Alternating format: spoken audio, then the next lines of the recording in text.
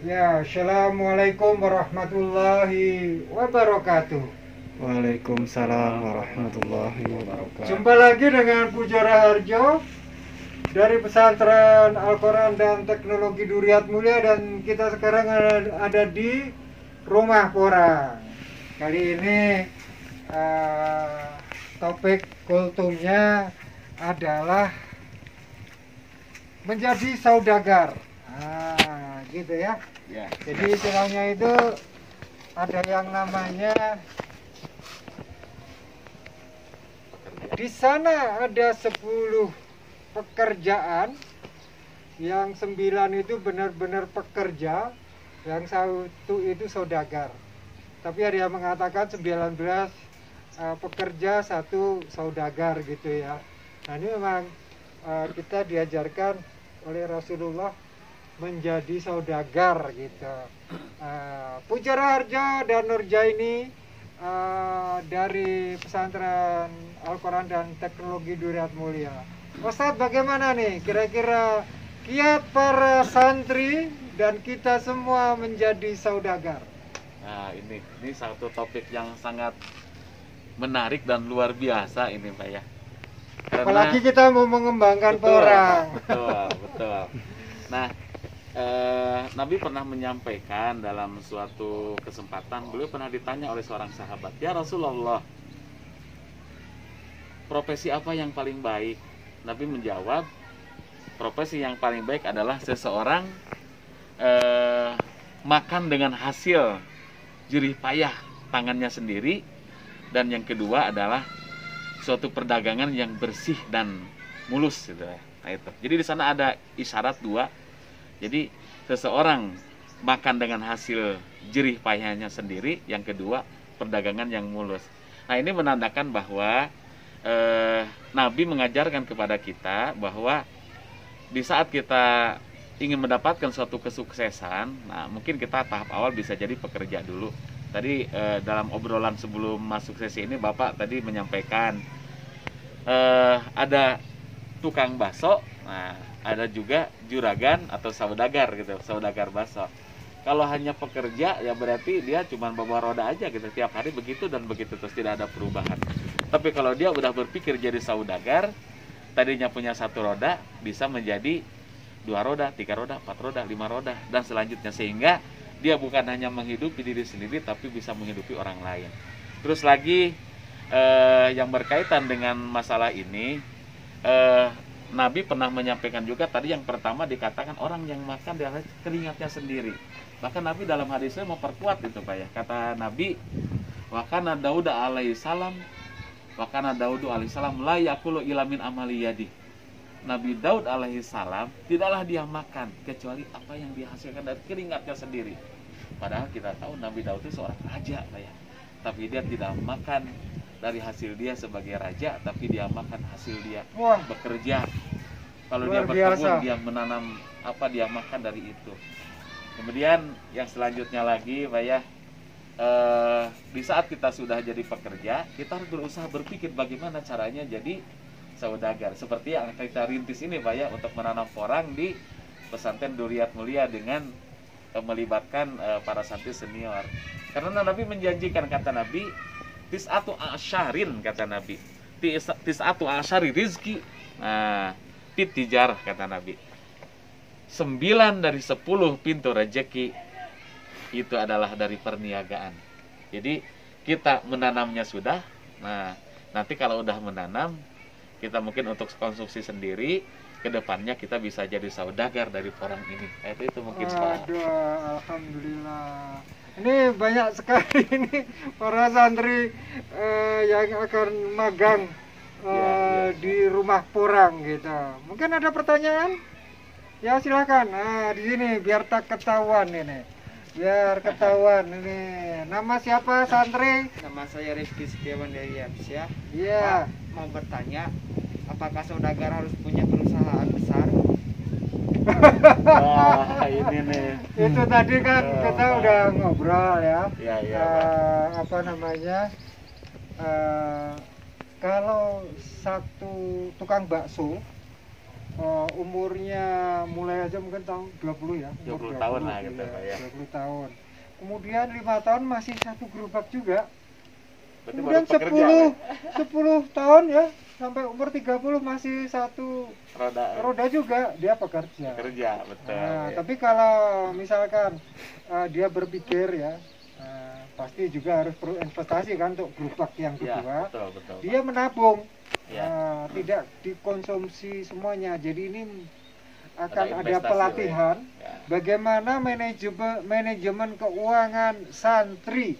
Betul, Nah, betul, supaya nanti semua santri, lulusan santri dari Al-Quran dan teknologi Duriat Mulia ini bisa jadi saudagar. Pak. Nah, itu Gitu betul, ya. Pak. Nah, harus berusaha jangan memandang saudagar itu punya pabrik besar, punya gudang besar, Harus di tapi kota, harus ya. dimulai Iya, dari satu gerobak betul, betul. menjadi 2 gerobak gitu ya. Iya, Soalnya betul. kalau berbicara satu kios, 2 kios kan kios ya, wah besar banget. Kalau gerobak itu kan asongan gitu ya. Iya, iya. Jadi paham ya, istilahnya yang jelas itu harus berkembang.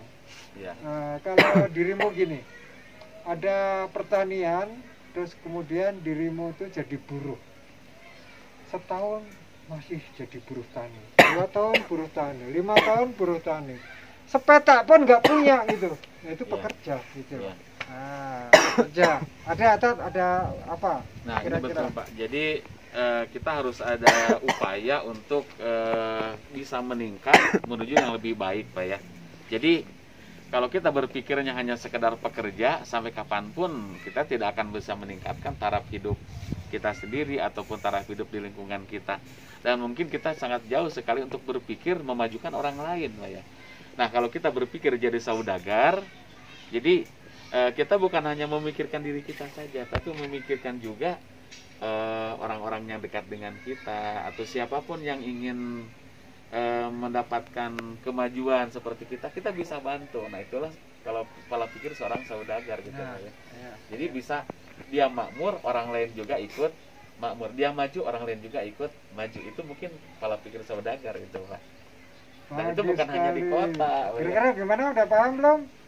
Diskusinya jangan hanya hari ini. Iya, betul, Pak. Besok malam, besoknya lagi, setiap kita ketemu diskusi. Apalagi tadi Pak ya, kata Nabi 9 dari 10 pintu rezeki itu adalah di dalam saudagar itu, Pak.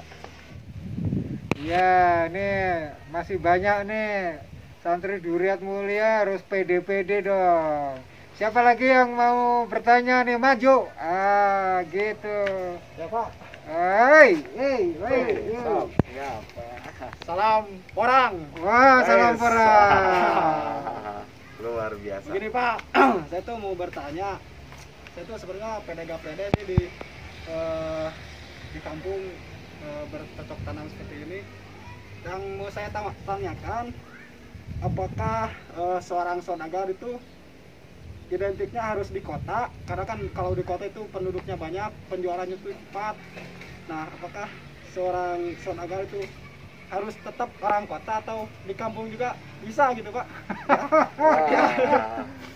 Mana dadamu gitu loh, pede gitu loh. Pertanyaan yang bagus ya.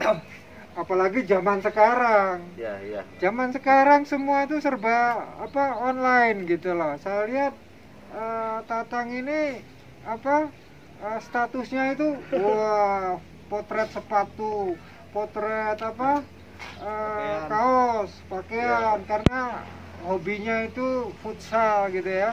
Jadi bagus. Dan perlu diingat ya, Tat masih ingat nggak, Tat? Ya, ya, Pak. Kita mendirikan pesantren ini 1998 Ya, betul, Pak. Itu karena saya pulang dari luar negeri. Saya punya banyak jamaah dari luar negeri, dan membangun pesantren ini itu adalah karena internet. Jadi Ya. istilahnya Online, ya. online. Orang kawan-kawan yang di luar negeri bingung bayar zakat ya. Jadi kalau di sana itu, kalau kita bayar zakat itu ya, istilahnya itu kan perintahnya memang harus dibagikan zakat fitrah terutama ya, sebelum sholat id. kalau di sini itu masih mudah. Jadi sebelum H-1 itu orang mau menerima sembako itu banyak. Nah kalau di luar negeri itu bisa diibaratkan kayak semua gitu ya lingkungan Iya, saya. iya, betul. Jadi bingung nih, zakat fitrah Mau dikemanakan, dikasihkan ke siapa? Ada Pujo Raharjo, kemudian mendirikan pesantren Al-Quran dan Teknologi Duriat Mulia. Nah di situ akhirnya saya benar-benar merasapi yang namanya Isra Mi'raj ya.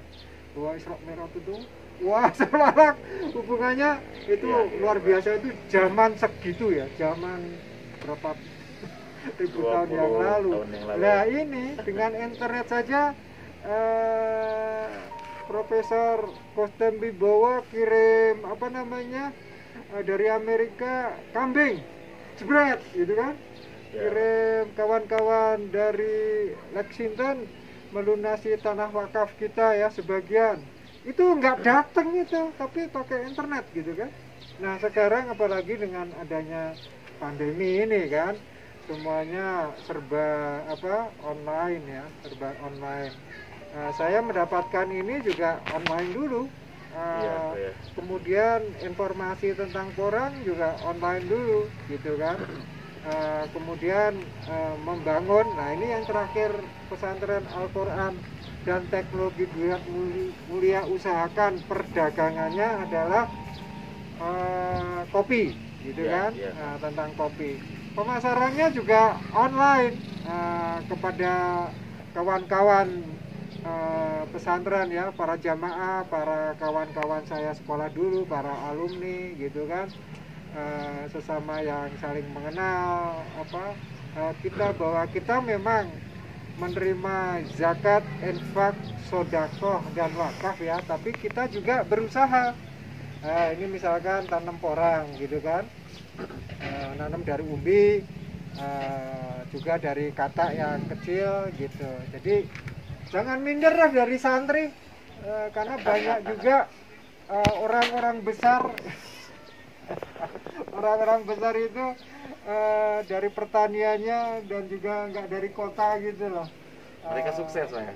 Apa? Mereka sukses Pak ya. Iya sukses, dan yang di kota itu jangan dilihat jumlah penduduknya wah sukses. Siapa tahu sebenarnya kalau di statistik pekerjanya lebih banyak gitu loh.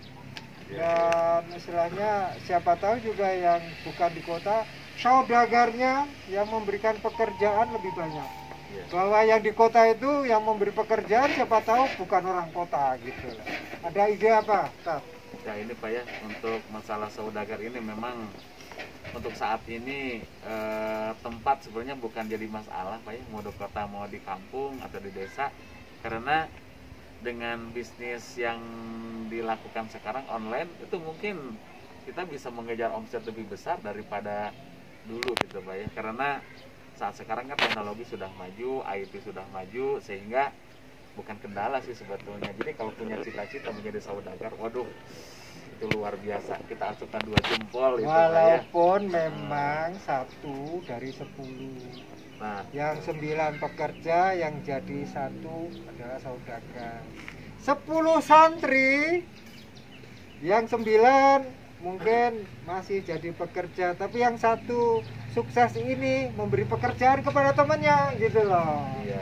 Jadi istilahnya mudah-mudahan santri kita yang banyak itu ada 1, 2, 3 yang sukses jadi saudagar, bisa membantu perguruannya Duriat Mulia. Saya kira itu ya Ya Pak. cukup ya. Ya, udah paham ya? Yang pede terima kasih. gitu, saya kira itu. Billahi taufiq wal hidayah. Wassalamualaikum warahmatullahi wabarakatuh. Waalaikumsalam warahmatullahi wabarakatuh. Salam porang dari rumah porang Duriat